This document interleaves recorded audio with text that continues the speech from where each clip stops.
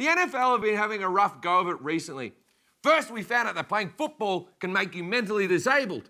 Then they had problems with civil rights. I know, annoying. Now the NFL is caught up in an ongoing scandal about how they treat their cheerleaders. When the organization took the Redskins cheerleaders on a trip to Costa Rica for a calendar photo shoot. 5 cheerleaders who talked to the Times on the condition of anonymity told the paper even though the calendar would not show nudity, some of the women were required to be topless or wearing nothing but body paint in front of guests invited by the Redskins. Now, I'm not a scientist, but that sounds like sexual harassment. Wow. I remember when the Washington Redskins were just a team with a racist logo. And don't tell me it isn't.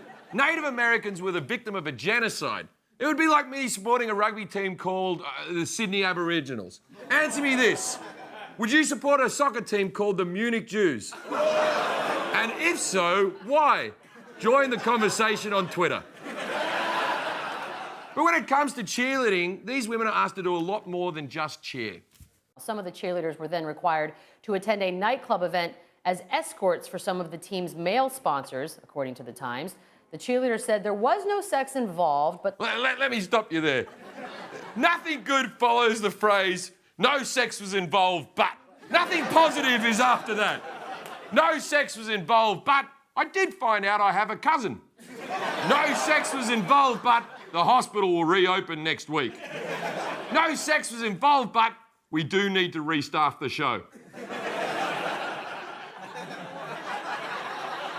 This kind of abuse is happening throughout the NFL. Many cheerleaders are restricted in their use of social media. They can't date players. If a player contacts them or is even in the same public place as the cheerleader, she's the one who gets penalised.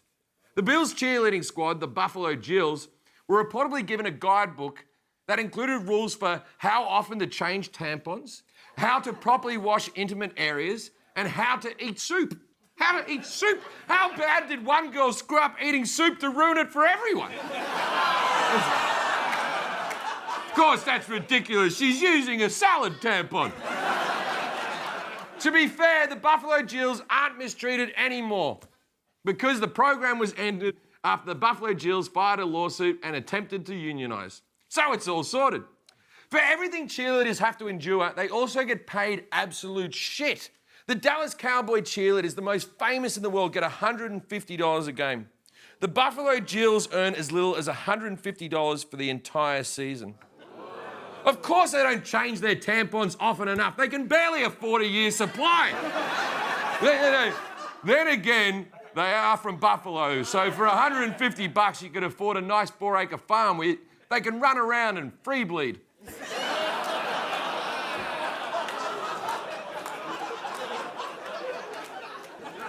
Professional cheerleading is a demanding gig, but many teams still treat it like a hobby instead of an integral part of the money-making machine that is the NFL. According to analysts, cheerleaders appear on TV screens for an average of 7 seconds per game. That airtime is worth $8.25 million per season. With those kinds of numbers, minimum wage doesn't seem so much to ask. No, it really doesn't. Meanwhile, some mascots are paid as much as $65,000 a year, and they're allowed to eat soup however they want. It's just not fair. Look, I think football is stupid. And you know what else? I also think cheerleading is stupid. No other place in the world has it. You know, if you go to a Premier League soccer match in England, you know what happens at half-time? Fucking nothing. But I can't deny cheerleaders work hard. They train for years. They shouldn't be exploited by their teams. At the very least, they should earn a living wage. The Dallas Cowboy cheerleaders make $150 per game. Because of union rules, if I hired a cheerleader to appear on my show, I would have to pay her 5 times as much as that. So tonight, I'm very proud to introduce the highest paid professional cheerleading squad in the country. Please welcome the Jefferies. That's right. I'm paying these professional dancers 5 times as much as the NFL, and they don't have to be topless.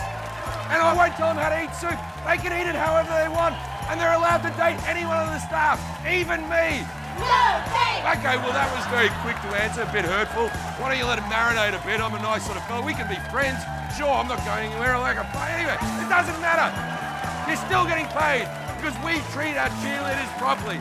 Thank you, the Jefferies. We'll be right back.